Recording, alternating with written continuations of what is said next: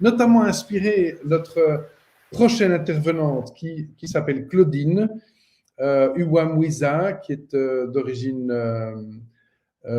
rwandaise, donc qui a survécu le génocide et qui est venue étudier en Belgique et qui est retournée pour servir son continent et qui a fait un travail absolument extraordinaire.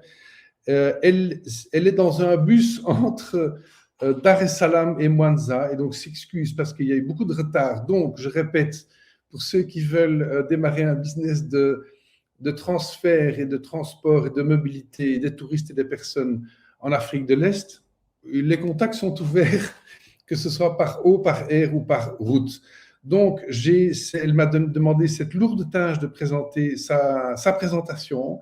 Je vais le faire rapidement, mais vraiment, tout l'honneur il faut dire qu'au même titre que Jean-Philippe, Claudine a été une abeille travailleuse de l'ombre parce qu'elle a fait un travail extraordinaire depuis 1 an. Vous allez voir quelques photos, mais c'est vraiment inouï.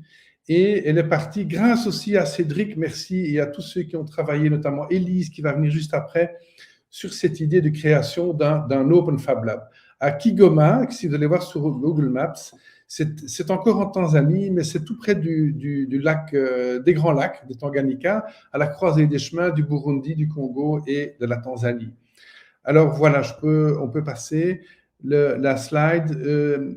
Donc, je vais vous faire en très très bref ces achievements, ces succès de l'année dernière.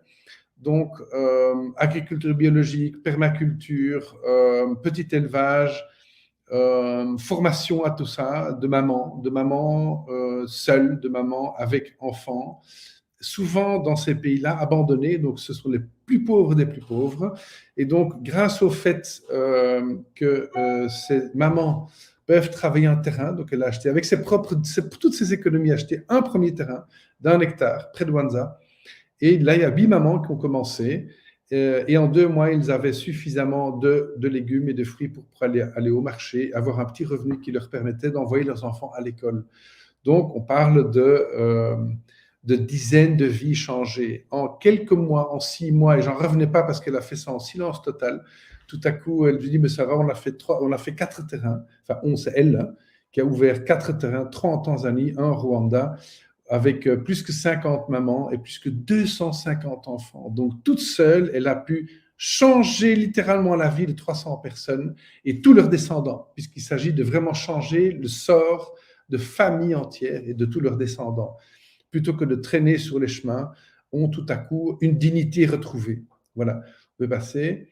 Et donc, on s'est rendu compte, donc ça, on voyait quelques photos, ce sont toutes des photos originales, hein, vous voyez là, voilà, bon, c'est un peu, voilà le challenge. Autonomie alimentaire, voilà, donc l'exclusion de femmes, tout ça, voilà, ça parle de soi. Mais les ambitions 2024, alors, elle a reparticipé à Extrapreneur 11 avec nous et dans la foulée, rencontré un homme d'affaires burundais qui a des hôtels, des restaurants, des petites industries, des terrains. Il a dit, mais en fait, ce monsieur a besoin de ressources humaines, a besoin de gens formés, qualifiés et a besoin de prestataires aussi pour aider ces restaurants, ces hôtels, ces industries à tourner. Donc, quelque part, ça criait pour la création d'un Open Fab Lab. Et donc, le choix est tombé sur Kigoma. Donc, pour l'instant, elle est en route vers Mwanza. Et donc, elle va s'installer à Kigoma pour pouvoir démarrer ce Open Fab Lab pour la formation à des métiers divers, donc des métiers de l'ORECA, hôtellerie, restauration, mais également les métiers du bâtiment, les métiers de l'agriculture. C'est donc, par exemple, ils veulent démarrer une activité de fabrication d'engrais biologiques pour pouvoir, là, les mamans, donc les papas seront, sans caricature, sans mauvaise caricature, les papas seront dans les ateliers et les mamans seront sur les terres. Et donc, il y aura également des petites activités qui seront créées pour avoir cette complémentarité entre les deux, mais également avoir dans ce Open Fab Lab des possibilités de transformer ou de semi-transformer les produits du terroir pour qu'ils puissent être conservés et utilisés dans l'hôtellerie et pouvoir être exportés.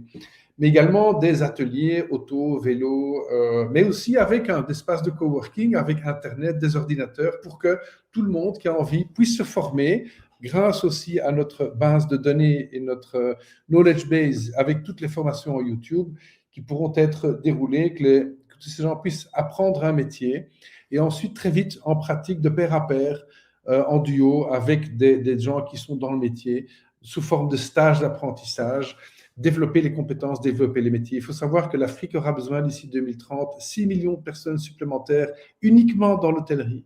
Donc, ça, c'est des écoles d'hôtellerie et tous les métiers avoisinants. En tout cas, c'est un gigantesque travail. Alors, cette opération sera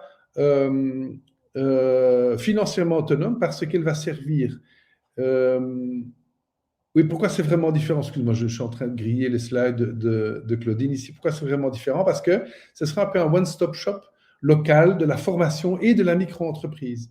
Avec les liens vers les entreprises locales, également les enfants pourront être immergés dans cette ruche de nouveaux métiers, création de nouveaux métiers, le lien vers l'écotourisme et tout ça, et en plus en faire un exemple d'école qui pourra être transféré vers nos amis à Bukavu, à Goma, mais également de l'autre côté, à Shimoni au Kenya, à Zanzibar, à Pemba, parce que comme ça, les jeunes pourront aller vers des métiers réellement à valeur ajoutée plutôt que de tomber dans la prostitution et de ce genre de dérive. Donc, qui est un réel problème dont on ne parle pas assez d'ailleurs en Afrique de l'Est.